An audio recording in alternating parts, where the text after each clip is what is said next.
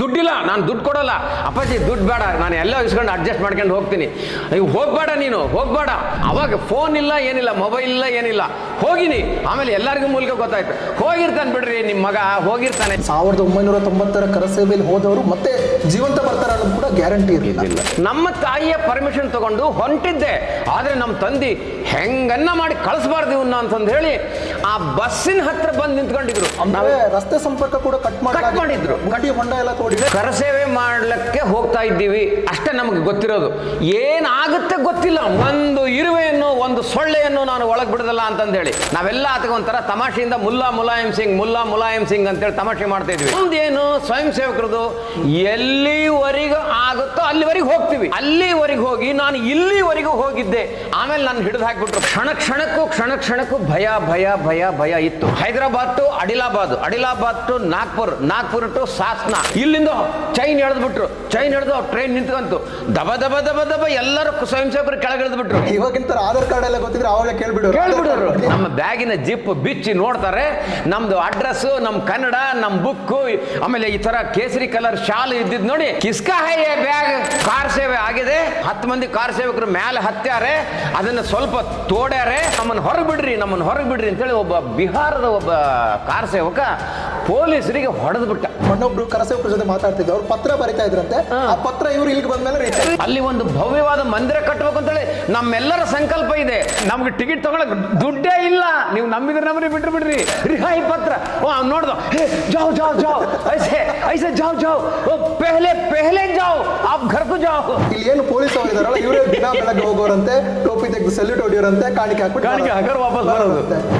आप जाना है क्या? ये ट्रेन उधर जा रहे थे, उधर तक जा रहे, जाओ ಸ್ಟೇಷನ್ ಇರಬೇಡ್ರಿ ಅಂತಿದ್ರು. ಅವ್ರ ಮನೆಗೆ ಹೋದೆ. ಜೈ ಶ್ರೀರಾಮ್ ಅಂದೆ. ಅವ್ರ ಮನೆಗೆ ಹೋಗಿ ಅವ್ರು ದಂಗಾಗ್ಬಿಟ್ರು. ಅವರು ನಮ್ಮಪ್ಪ ಹೀಗೆ ಕೂತ್ಕೊಂಡಿದ್ರು. ಬಂದೆಲ್ಲ ಅಂತ ಸಾಕು ನಡಿಯ. ನಮ್ಮಮ್ಮ ಸಂತೋಷ ಆಗ್ಬಿಡ್ತಾಕಿಗೆ.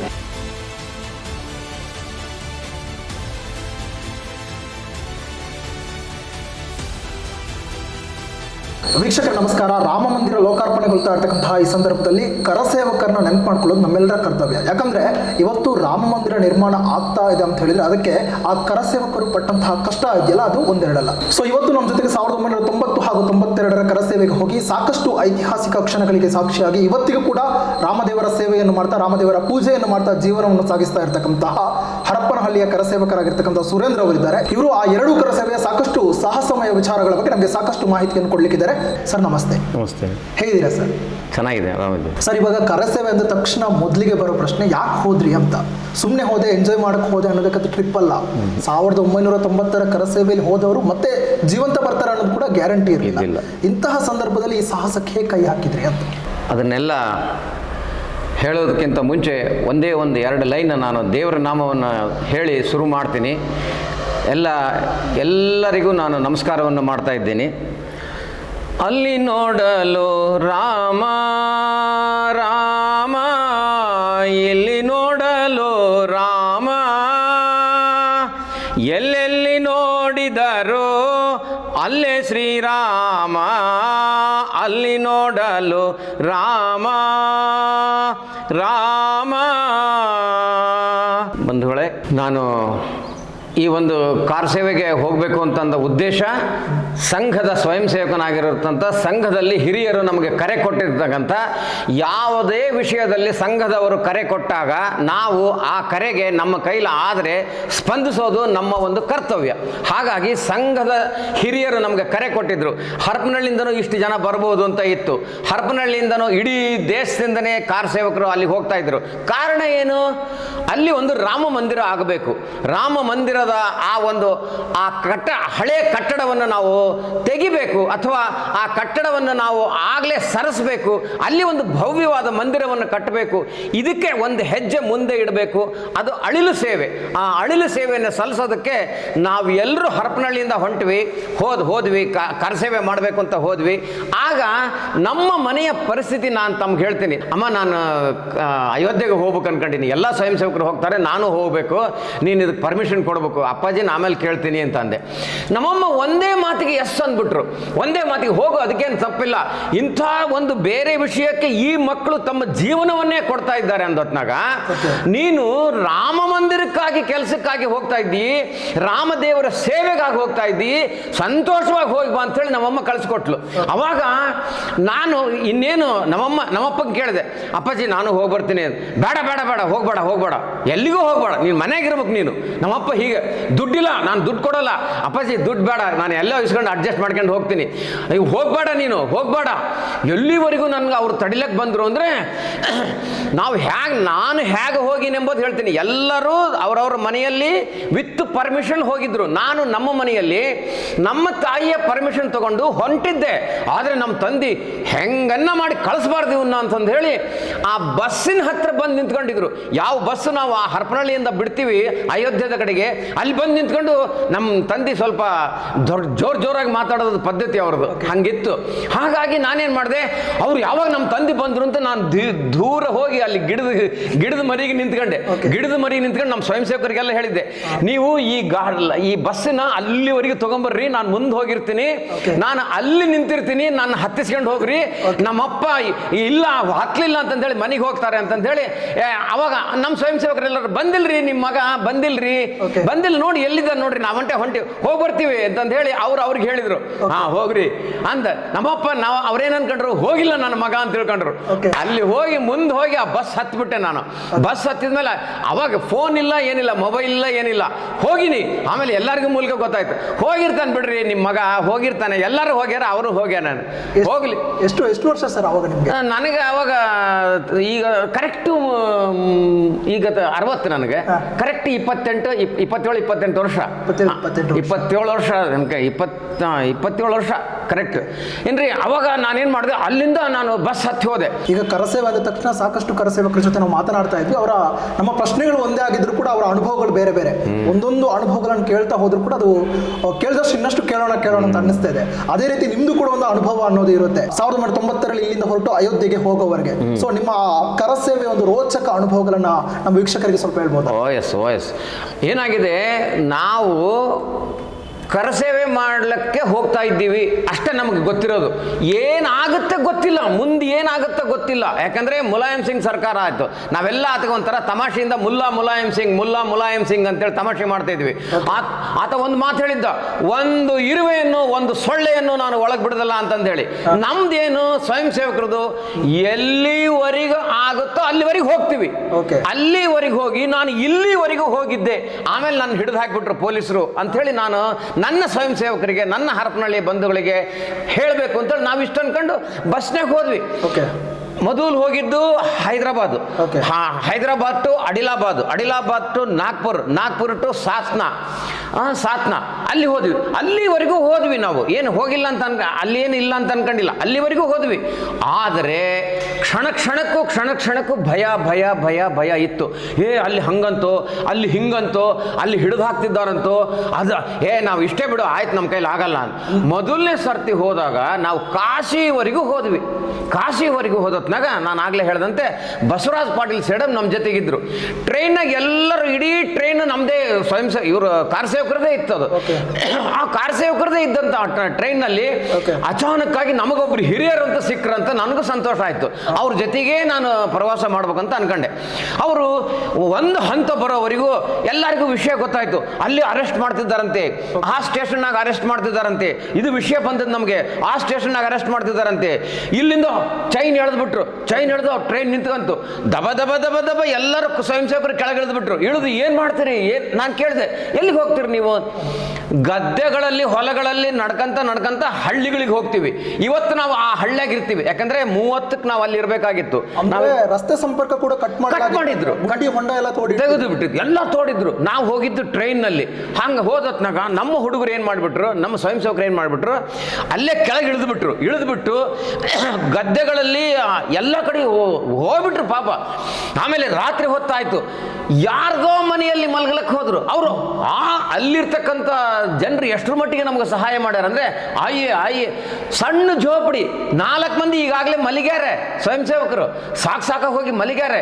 ಮತ್ತೆ 3 ಮಂದಿ ಬಂದ್ರು, ಅವ್ರಿಗೂ ಜಾಗ ಮಾಡಿಕೊಡ್ತಿದ್ರು. ಅವರು ಹಿಂದೂ ಮುಸ್ಲಿಂ ಕ್ರಿಶ್ಚಿಯನ್ರು ಯಾರು ನೋಡ್ತಿದ್ದಿಲ್ಲ, ಯಾರು ಕೇಳ್ತಿದ್ದಿಲ್ಲ. ಮುಸಲ್ಮಾನರು ಕೂಡ ಸಪೋರ್ಟ್ ಮಾಡ್ತಾ ಇದ್ರು. ಸಪೋರ್ಟ್ ಅಲ್ಲ, ಊಟ ಕೊಟ್ಟಾರೆ, ತಿಂಡಿ ಕೊಟ್ಟಾರೆ.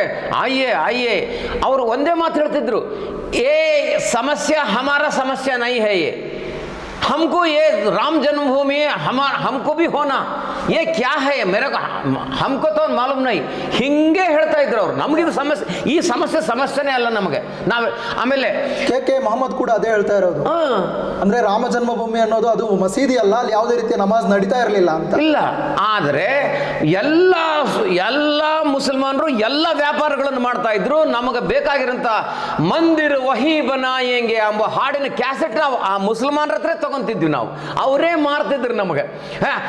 बहन जी वो कैसेट दीजिए, कैसेट अब खत्म हुआ भैया, कल सुबह आओ फिर मैं लेके देता हूँ. ऐसा बात करते थे. वो मंदिर वही बनाएंगे, बच्चा राम का काम का ಅಂತೇಳಿ ಒಂದು ಹಾಡು ಬರ್ತದೆ. ಆ ಹಾಡಿನ ಕ್ಯಾಸೆಟ್ ನಾವು ಆ ಮುಸ್ಲಿಮರ ಹತ್ರ ತಗೊಂತಿದ್ವಿ.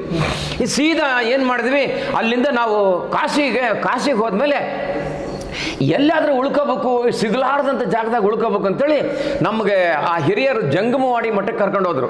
ಬಹಳ ದೂರ ಇತ್ತು. ಜಂಗಮವಾಡಿ ಮಠಕ್ಕೆ ಕರ್ಕೊಂಡು ಹೋಗಿದ್ರು.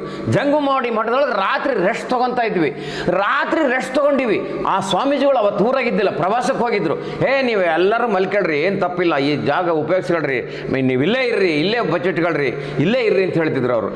ಯಾವಾಗ ಹೆಂಗೆ ಗೊತ್ತಾಯ್ತೋ ಏನೋ ಎಂತೋ ಪೊಲೀಸರಿಗೆ ವಿಷಯ ಗೊತ್ತಾಗ್ಬಿಡ್ತು. ಮಠ ಮಂದಿರಗಳನ್ನೆಲ್ಲ ಅವರು ಹುಡುಕ್ತಾ ಇದ್ರು. ಆಮೇಲೆ ಇನ್ನೂ ಒಂದು ಘಟನೆ ನನಗೆ ನೆನಪಾಗ್ತಾ ಇದ್ದದೆ. ನಾವು ಒಂದು ಸ್ವಲ್ಪ ಬಸ್ನಾಗ ಹೋದ್ವಿ. ಒಂದು 30 ಕಿಲೋಮೀಟರ್ ಬಸ್ನಾಗ ಹೋದ್ವಿ. ಬಸ್ನಾಗ ಹೋದಾಗ ಪೊಲೀಸರದ್ದು ಎಷ್ಟು ಕಿರಿಕಿರಿ ಇತ್ತಂದ್ರೆ, ನಮ್ಮ ಮುಖ ನೋಡೋದು, ನಾವು ಉತ್ತರ ಪ್ರದೇಶದವ್ರು ಅಲ್ಲ ಅಂತ ಅವ್ರಿಗೆ ಗೊತ್ತಾಗ್ತಿತ್ತು. ಆಪ್ ಕहाँ से आए हो, आप कहाँ जा रहे हो, कहाँ से आए, हम यही गांव वाले इधर से जा रहा हूँ. ನಾವು ನಮ್ಮ ಹಿಂದಿ ಅವ್ರಿಗೆ ಅರ್ಥ ಆಗ್ಬಿಡ್ತಿತ್ತು. आपको हिंदी नहीं आता है, आपका हिंदी हमारा हिंदी नहीं आए, हाँ इसलिए नहीं हम ಇದ್ರಿ. ಇವಾಗಿಂತ ಆಧಾರ್ ಕಾರ್ಡ್ ಎಲ್ಲ ಗೊತ್ತಿದ್ರೆ ಅವಾಗಲೇ ಕೇಳ್ಬಿಡೋರು. ಆಮೇಲೆ ನಿಮ್ಗೆ ಹಿಂದಿನೂ ಬರಲ್ಲ, ಈ ನಮ್ಮ ಹಿಂದಿ ಅಲ್ಲ ನಿಮ್ದು, ಏನೋ ಬೇರೆ ಹಿಂದಿ ಅದೇ, ನೀವು ಈ ರಾಜ್ಯದವ್ರು ಅಲ್ಲ, ಸುಮ್ಮನೆ ದಯವಿಟ್ಟು ಕೆಳಗಿಳಿರಿ. ಇಲ್ಲ, ನಾವು ಇಳಿಯಂಗಿಲ್ಲ. ಆಮೇಲೆ ನಮ್ದು ಬ್ಯಾಗ್ಗಳು ಇರ್ತಾವಲ್ಲ, ಆ ಬ್ಯಾಗುಗಳು ಕಿಸ್ಕಾ ಬ್ಯಾಗ್ ಹೈ ಕೇಳೋರು.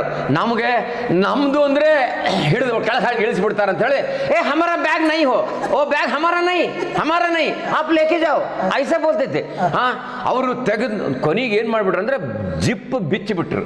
ಆ ನಮ್ಮ ಬ್ಯಾಗಿನ ಜಿಪ್ ಬಿಚ್ಚಿ ನೋಡ್ತಾರೆ, ನಮ್ದು ಅಡ್ರೆಸ್, ನಮ್ಮ ಕನ್ನಡ, ನಮ್ಮ ಬುಕ್ಕು, ಆಮೇಲೆ ಈ ತರ ಕೇಸರಿ ಕಲರ್ ಶಾಲ್ ಇದ್ದಿದ್ದು ನೋಡಿ, ಕಿಸ್ಕಾ ಹೈ ಬ್ಯಾಗ್ ಸ್ವಲ್ಪ ಜೋರ್ ಮಾತಾಡಿದ್ರೆ ಅವಾಗ. ಇನ್ನೇನು ನಮಗೆ ಗೊತ್ತಾಯ್ತು, ಇನ್ನು ನಮ್ಮನ್ನು ನಾವೆಲ್ಲ ಅರೆಸ್ಟ್ ಆದ್ವಿ ಅಂತ ಹೇಳಿ ಎಲ್ಲರೂ ಹೋಗ್ಬಿಡ ನಡ್ರಪ್ಪ ಅಂತಂದೇಳಿ ನಾವೇ ಮಾತಾಡ್ಕೊಂಡು ಆ ಪೊಲೀಸರು ಹೇಳ್ದಂಗೆ ನಾವು ಕೇಳ್ಬಿಟ್ವಿ, ಹಮಾರಾ ಹೈ, ಬ್ಯಾಗ್ ಭಿ ಹಮಾರಾ ಹೈ, ಹಮ್ कार सेवक है, जाने के लिए कर्नाटक से आया है, ऐसा बोलते थे.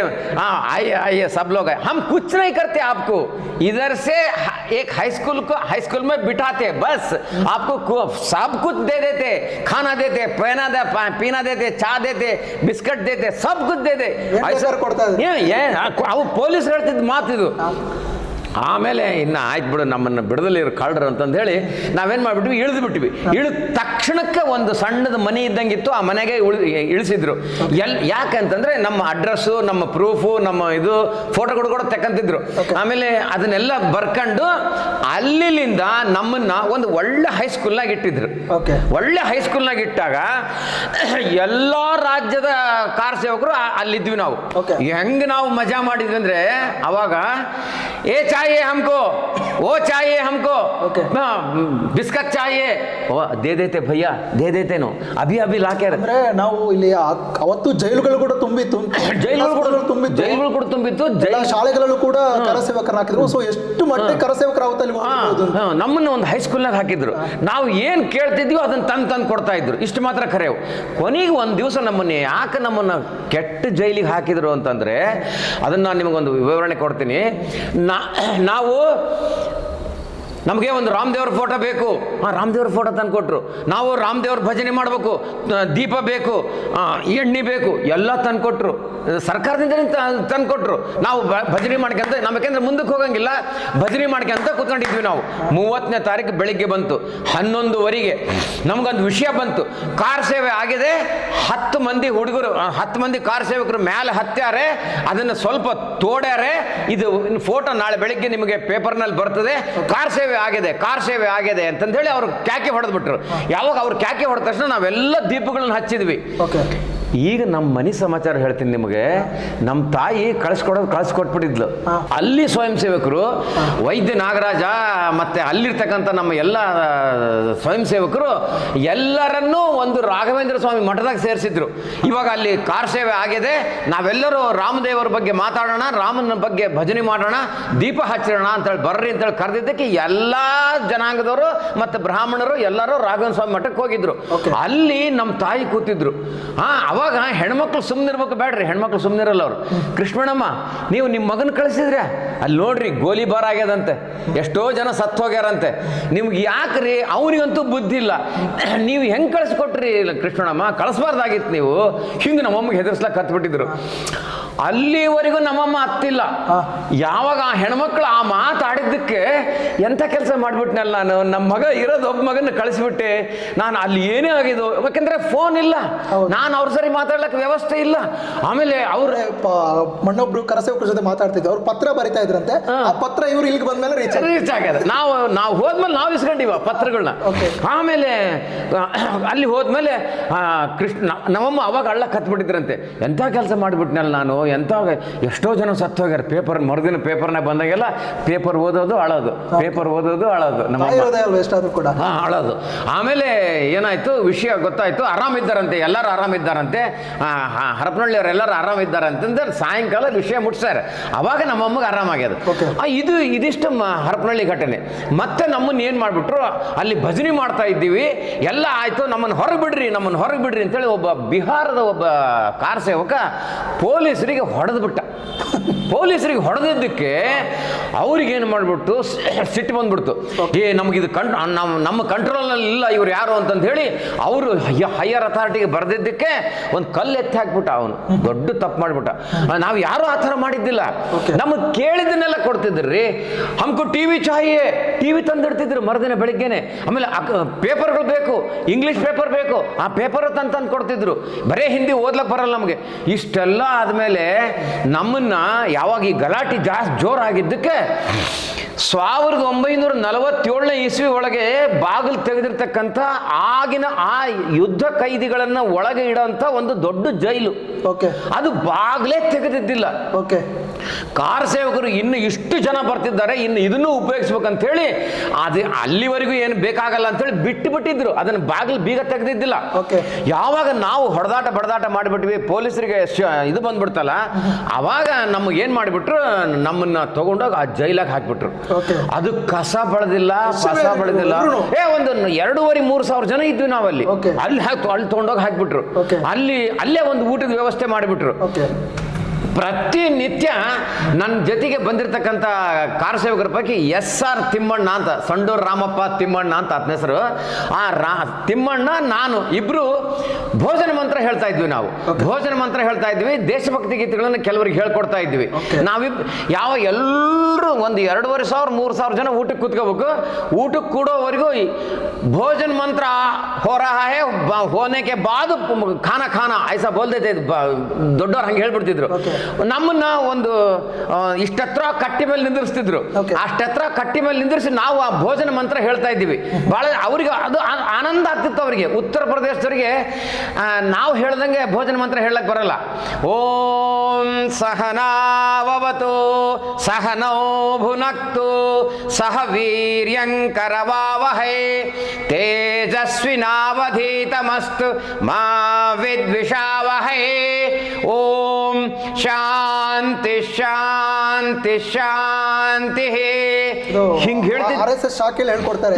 ಹಂಗೆ ಹೇಳ್ತಿದ್ದಕ್ಕೆ ಅವರೆಲ್ಲರೂ ನಮ್ಮ ಹತ್ರ ಬರ್ತಿದ್ರು. कितना अच्छा बोलते हैं आप मंत्र, कितना अच्छा. आज से दोनों टाइम आप भी ಮಂತ್ರ ಬೋಲ್ನಾ.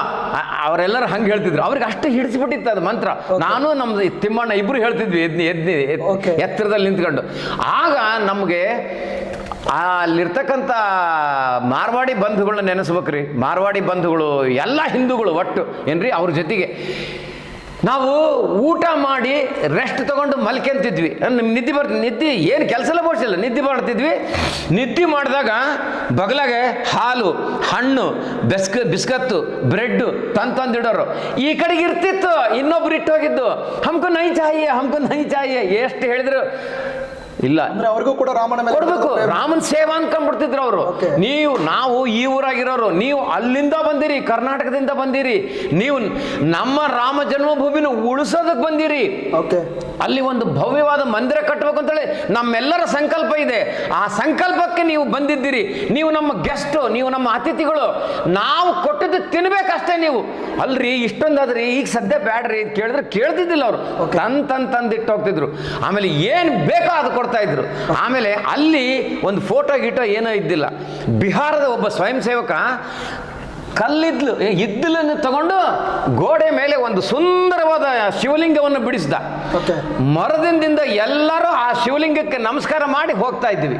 ನಮಸ್ಕಾರ ಮಾಡಿ ಆ ಶಿವಲಿಂಗಕ್ಕೆ ನಮಸ್ಕಾರ ಮಾಡಿ ಮತ್ತೆ ನಮ್ಮ ಕೆಲಸಕ್ಕೆ ನಾವು ಮಾಡ್ತಾ ಇದ್ವಿ. ಮೊದಲನೇ ಸರ್ತಿ ಇದು 28 ದಿವಸ ನಮ್ಮನ್ನು ಜೈಲಾಗಿ ಇಟ್ಬಿಟ್ಟಿದ್ರು. 28 ದಿವಸ.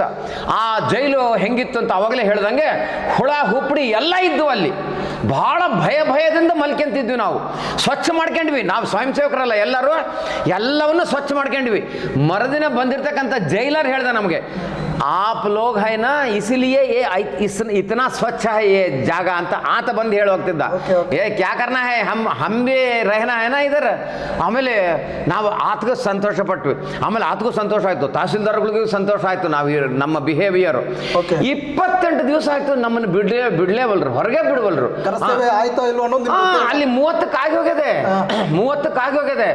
ಹಮ್ ಗಾಂವ್ ಕು ಜಾನಾ ಹೈ, ಹಮ್ ರಿಹಾಯಿ ಪತ್ರ ದೇ ದೋ, ರಿಹಾಯಿ ಪತ್ರ ದೇ ದೋ. ಒಂದಿನ ಕೇಳಿ ಸಾಕಾಯ್ತು. ಎಲ್ಲ ಕಾರ್ ಸೇವಕರು ನಮ್ಮ ಬ್ಯಾಗ್ಗಳು ತಂದು ಬಾಗ್ಲಿರ್ತದಲ್ಲ, ಆ ಬಾಗ್ಲು ಮುಂದೆ ಕೂತ್ಕೊಂಡ್ಬಿಟ್ಟಿವಿ. ಸ್ಟ್ರೈಕ್. रिहाई पत्र दे दो, रिहाई पत्र दे दो, हमको छोड़ दो, हम गांव को जा रहे हैं, गांव को जाना है. कितना दिन हो गया, क्या है, गलाटे तो नहीं है ना.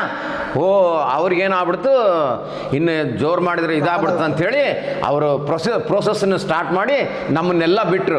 ನಮ್ಮ ಬರೋ ಕಾಲಕ್ಕೆ ನಮ್ಗೊಂದು ರಿಹಾಯಿ ಪತ್ರ ಅಂತ ಕೊಟ್ಟಿದ್ರು. ಇದು ಮಜಾ ನೋಡ್ಬೇಕು ನೀವು. ಎಂಥ ಮಜಾ ಅಂದರೆ, ರಿಹಾಯಿ ಪತ್ರ ಇಟ್ಕೊಂಡು ಆಗ ಆ ಒಂದು 20 ದಿವಸ ಅಥವಾ 30 ದಿವಸ ಇಡೀ ಭಾರತದಲ್ಲಿ ಎಲ್ಲಾದ್ರೂ ತಿರುಗಬಹುದಾಗಿತ್ತು ನಾವು, ಫ್ರೀ. ಯಾಕಂದ್ರೆ ನಾವೊಂದು ಮಾತು ಹೇಳ್ತೀನಿ, ನಾವು ಯಾವುದೇ ಟ್ರೈನಾಗ ಹೋಗಿ ಕೂತ್ಕೊಂಡ್ಬಿಡ್ತಿದ್ವಿ ನಾವು. ಯಾಕಂದ್ರೆ ನಮ್ಗೆ ಟಿಕೆಟ್ ತಗೊಳಕ್ ದುಡ್ಡೇ ಇಲ್ಲ. ನೀವು ನಂಬಿದ್ರೆ ಬಿಡ್ರಿ. ಆಮೇಲೆ ಎಷ್ಟೋ ಒಂದು 500, 600, 1000 ಇದ್ರೆ ಹೆಚ್ಚೆಚ್ಚು. ಆಮೇಲೆ ನಾವು ಟ್ರೈನಾಗ ಹತ್ತಿ ಕೂತ್ಕೊಂಡ್ಬಿಡ್ತಿದ್ವಿ. ನಿದ್ದೆ ಬರ್ತಿತ್ತು. ನಿದ್ದೆ ಮಾಡಿದಾಗ TC ಬಂದ್ರು, ಬಿಡ್ಲಿಲ್ಲ.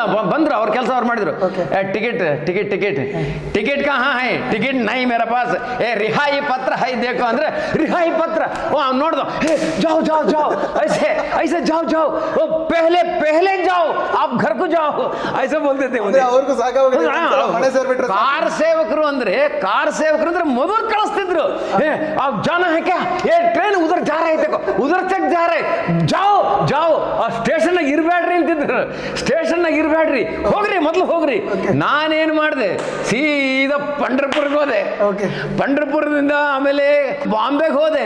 ನಮ್ಮ ಅಣ್ಣ ಬಾಂಬೆದಾಗ ಡೊಂಬಿವಲೆಗೆ ಇರೋದು. ಆ ಬಾಂಬೆಗೆ ನಮ್ಮ ಸೀನಾ ಸಣ್ಣ ಅಣ್ಣ ಅಂತಾಳೆ, ಗುರು ಅಣ್ಣ ಅಂತೇಳಿ, ಅವ್ರ ಮನೆಗೆ ಹೋದೆ. ಜೈ ಶ್ರೀರಾಮ್ ಅಂದೆ ಅವ್ರ ಮನೆಗೆ ಹೋಗಿ. ಅವ್ರು ದಂಗಾಗ್ಬಿಟ್ರು. ಅವರು ಏನೋ ನೀನ್ ಇಲ್ಲಿ ಬಂದ್ಬಿಟ್ಟಿಯಲ್ಲ ಈ ಟೈಮ್ನಾಗ, ಜೈ ಶ್ರೀರಾಮ್ ಕಥಮ್ ಕುಚ್ ನೈ ಮೇರೆ ಪಾಸ್ ಆಯ್ಸಾ ಆಯಾವು. ಅವ್ರ ಮನೆಗಿದ್ದೆ ಒಂದು 4 ದಿವಸ. ಅವಾಗ ನಮ್ಮಮ್ಮರಿಗೆ ಒಂದು ಲೆಟರ್ ಗಿಟರ್ ಹಾಕಿದ್ದೆ, ನಾನು ಇಲ್ಲಿ ಬಾಂಬೆದಾಗಿದ್ದೀನಿ, ಆರಾಮಿದ್ದೀನಿ ಅಂತ ನಮ್ಮ ತಾಯಿಗೆ ನಮ್ಮ ತಂದೆಗೆ ಹೇಳಿದ್ದೆ.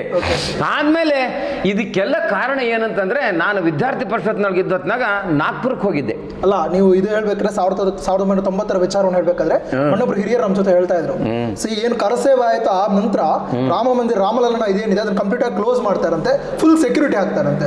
ಫುಲ್ ಸೆಕ್ಯೂರಿಟಿ ಆಗಿ 1 ತಿಂಗಳಾಗಿ ಅಲ್ಲಿ ಹೋಗ್ಬಿಟ್ಟು ಕಾಣಿಕೆ ಡಬ್ಬಿ ನೋಡಿದಾಗ ಕಾಣಿಕೆ ಡಬ್ಬಿಲಿ 27,000 ರೂಪಾಯಿ ದುಡ್ಡಿರುತ್ತೆ.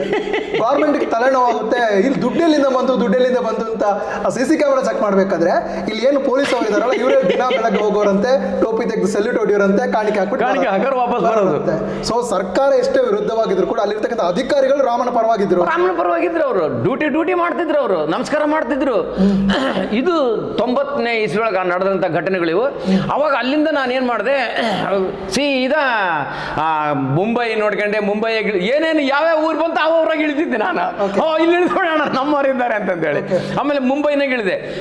ಮುಂಬೈನಾಗ ಇಳಿದ ಮೇಲೆ ಸೀದಾ ಅಲ್ಲಿಂದ ಬರ್ತಾ ಕೊಪ್ಪರ ನಮ್ಮ ಮನೆ ದೇವರು ರಾಯಚೂರು ಮಂತ್ರಾಲಯಂ ರೋಡ್ ಇಳಿದೆ. ಮಂತ್ರಾಲಯಕ್ಕೆ ಹೋದೆ. ಆಮೇಲೆ ಅಲ್ಲಿಂದ ಎಲ್ಲೆಲ್ಲಿ ಟ್ರೈನ್ ಅವ ಅಲ್ಲೆಲ್ಲ ಹೋದೆ. ಏನಂದ್ರೆ ಒಂದು ಧೈರ್ಯ ಇತ್ತು, ಆ ರಿಹಾಯಿ ಪತ್ರ ತೋರಿಸೋದು ಮುಂದಕ್ಕೆ ಹೋಗೋದು. ಆಮೇಲೆ ಕೊಲ್ಲಾಪುರ ಮಹಾಲಕ್ಷ್ಮಿಗೂ ಹೋಗಿದ್ದೆ. ಅಲ್ಲೆಲ್ಲ ಹೋಗಿ ದರ್ಶನ ಮಾಡ್ಕೊಂತ ಕೊನೆಗೆ ನಮ್ಮ ಮನೆಗೆ ಹೋದೆ. ನಮ್ಮಪ್ಪ ಹೀಗೆ ಕೂತ್ಕೊಂಡಿದ್ರು, ಬಂದೆಲ್ಲ ಅಂತ ಸಾಕು ನಡಿಯೇ. ನಮ್ಮಮ್ಮ ಸಂತೋಷ ಆಗ್ಬಿಡ್ತು ಆಕಿಗೆ. ನಮ್ಮಪ್ಪ ಸಿಟ್ಟಿತ್ತು, ನಮ್ಮಪ್ಪನ ಮಾತಾಡ್ಸ್ಲಕ್ಕೆ ಹೋಗ್ಲಿಲ್ಲ. ಬಂದೆಲ್ಲ ಸಾಕು ನಡಿ. ನಾನು ಆಗ್ಲೇ ಹೇಳ್ತಿದ್ನಲ್ಲ, ಯಾಕೆ ನಮ್ಮಪ್ಪ ಬಿಡದಲ್ಲಿ ಇವನು ಹೋಗಿರ್ತಾನಂತ ಯಾಕೆ ಅನ್ಕೊಂಡ್ರೆ, ಯಾವಾಗನ್ನ ನಾನು ನಾಗ್ಪುರಕ್ಕೆ ಹೋಗ್ತೀನಿ ಅಪ್ಪಾಜಿ ಅಂದರೆ, ಅವಾಗ ವಿದ್ಯಾರ್ಥಿ ಪರಿಷತ್ನಾಗಿದ್ದೆ. ನಾಗ್ಪುರದೊಳಗೆ ನಮ್ದೊಂದು ಕಾರ್ಯಕ್ರಮ ಇತ್ತು, ಅಭ್ಯಾಸ ವರ್ಗ ಇತ್ತು, ನಾಗ್ಪುರಕ್ಕೆ ಹೋಗಿದ್ದೆ. ಅದಾದ್ಮೇಲೆ ಹಿಂದೂ ಸಂಗಮ ಅಂತಿತ್ತು ಬೆಂಗಳೂರಿನಾಗ, ಅದಕ್ಕೂ ಹೋಗಿದ್ದೆ. ಅದಾದಕ್ಕಿಂತ ಉಜಿರೆ ಹಿಂದೂ ಸಮ್ಮೇಳನ ಅಂತಿತ್ತು, ಉಜಿರೆ ಒಳಗೊಂದು ಸಮ್ಮೇಳನ ಇತ್ತು, ಅದಕ್ಕೂ ಹೋಗಿದ್ದೆ. ಉಡುಪಿಲಿ ಧರ್ಮ ಸಂಸದ್, ಅದಕ್ಕೂ ಹೋಗಿದ್ದೆ. ಹಿಂಗೆ ಇವನು ಹೋಗ್ತೀನಿ ಅಂತದ್ದು ಹೋಗ್ತಾನೆ ಬಿಡದಲ್ಲಿ ಇವನು ಅಂತ ನಮ್ಮಪ್ಪ ಅವಾಗ ಬಾ ಅಂದರು. ಮನೆ ಒಳಗೆ ಹೋಗು ಅಂದರು. ನಾನು ಅವಾಗ ಮೆಲ್ಲಕ್ಕೆ ಒಳಗೆ ಹೋದೆ. ಅಷ್ಟೊತ್ತಿಗಾಗಲೇ ಆರಾಮಿದ್ದಾನೆ ನಿಮ್ಮ ಹುಡುಗ ಆರಾಮಿದ್ದಾನೆ, ಮುಂಬೈಯಿಂದ ಹಂಗಂಗೆ ಬರ್ತಿದ್ದಾನೆ ಅಂತ ಆದ್ರೆ ಅವಾಗ ನಮ್ಮಪ್ಪ ಶಾಂತ ಆಗಿದ್ರು. ಇದಿಷ್ಟು ನಾನು 30 ಡಿಸೆಂಬರ್ ಫಸ್ಟ್ ಟೈಮ್ ಹೋದಾಗ ನಮ್ಮ ಘಟನೆಗಳಿವು. ಎಲ್ಲೆಲ್ಲಿ ನಮಗೆ ಸಾತ್ನಾದೊಳಗೆ. ಆಮೇಲೆ ಅದು ಇದು 2ನೇ ಸರ್ತಿ ಅನ್ನೋ ಗೊತ್ತಿಲ್ಲ ನನಗೆ. ನಾವು ಕೇಸರಿ ಕಲರ್ ಬಟ್ಟಿ ನಮ್ಮ ಪ್ಯಾಂಟ್ನಾಗ ಇಟ್ಕೊಂಡಿದ್ವಿ, ಅಲ್ಲ ನಮ್ಮ ಬ್ಯಾಗ್ನಾಗ ಇಟ್ಕೊಂಡಿದ್ವಿ. ಆ ಕೇಸರಿ ಕಲರ್ ಬಟ್ಟಿ ಬಿಷ್ಟಾಕ್ಬಿಡು ಕೇಸರಿ ಕಲರ್ ಯಾವುದು ಇಟ್ಕೋಬೇಡ್ರಿ ಅಂತ ನನಗೊಂದು ಸೂಚನೆ ಬಂದಿತ್ತು ನಮ್ಮೊಳಗೆ. ಇದು ಗಂಗಾ ನದಿ ಒಳಗೆ ನಡೆದ ಘಟನೆ, ಇದು ಕಾಶಿ ಒಳಗಡೆ.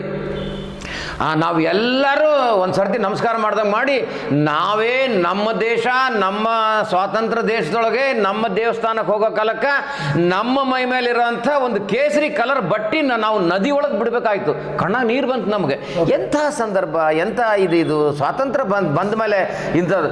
ನಾವು ಎಲ್ಲರೂ ಗಂಗಾ ನದಿಯಾಗ ಬಿಟ್ಬಿಟ್ಟಿವಿ. ಅದನ್ನು ಗಂಗಾ ನದಿಯಾಗ ಬೋಟ್ನಾಗ ಹೋಗಿ ಎಲ್ಲರೂ ಗಂಗಾ ನದಿಯಾಗ ಆ ಕೇಸರಿ ಕಲರ್ ಬಟ್ಟೆಗಳನ್ನೆಲ್ಲ ಬಿಟ್ಬಿಟ್ಟಿವಿ ನಾವು. ಯಾಕಂದ್ರೆ ಆದಷ್ಟು ಮುಂದಕ್ಕೆ ಹೋಗೋಣ ಅಂತೇಳಿ. ಆತರ ಜಿದ್ದಿಗೆ ಬಿದ್ದಿದ್ದ, ಬಿಡಬಾರ್ದು, ಯಾರನ್ನೂ ಬಿಡ್ಬಾರ್ದು ಅಂತ. ಆದ್ರೆ ನಮ್ಮಲ್ಲಿ ಏನಾಯ್ತು, ಒಬ್ಬ ಹುಡುಗ ನಿರಂಜನ ಅಂತ ನಮ್ಮ ಸ್ವಯಂ ಸೇವಕ ಆತ ಕೂಡ. ನಿರಂಜನ ಏನ್ ಮಾಡ್ದ ಅಂದ್ರೆ, ನಾನ್ಯಾಕೆ ಬಿಡದಿಲ್ಲ ನಾನು ಅಂತೇಳಿ ಅದನ್ನ ಬಟ್ಟೆ ಹೊಟ್ಟೆ ಕಟ್ಕೊಂಡ್ಬಿಟ್ಟಿದ್ದ ಅವನು. ಹೊಟ್ಟೆ ಕಟ್ಕೊಂಡು ಎಲ್ಲಿವರೆಗೂ ಹೋದ ಅವನು. ಕೊನೆಗೆ ನೋಡಿ, ನೀವೆಲ್ಲರ ನದಿಯಾಗಿ ಬಿಟ್ಬಿಟ್ರಿ, ನಾನು ಬಿಟ್ಟಿಲ್ಲ ಅಂದ ಅವನು. ಆ ಹುಡುಗ ಮಾತ್ರ ಅವನು ನಿರಂಜನ ಬಿಡ್ಲಿಲ್ಲ, ತಾನು ಅಲ್ಲಿವರೆಗೂ ತಂದ. ನಾವೆಲ್ಲರೂ ಬೈದ್ವು ಅವನಿಗೆ, ಏನೋ ನೀನು ಇಂಥವೆಲ್ಲ ಯಾಕೆ ಮಾಡ್ತೀಯಪ್ಪ, ಬೇಡ ಅಂದ್ರೆ ಬೇಡಪ್ಪ, ಏನಾಗಬೇಕಾಗಿದೆ ಅಂತೇಳಿ. ಆದ್ರೆ ಅವನು ಜೊತೆಯವರೆಗೂ ತಗೊಂಡು ಬಂದಿದ್ದ. ಹೀಗೆ ನಾವು ಅಲ್ಲಿವರೆಗೂ ಹೋಗಿ ಕಾಶಿ ಒಳಗಿದ್ದು ಕಾಶಿ ವಿಶ್ವೇಶ್ವರನ ದರ್ಶನ ಮಾಡ್ಕೊಂಡು ನಮ್ಮ ಊರುಗಳಿಗೆ ಬಂದಿವಿ. ಇದು ಮೊದಲನೇ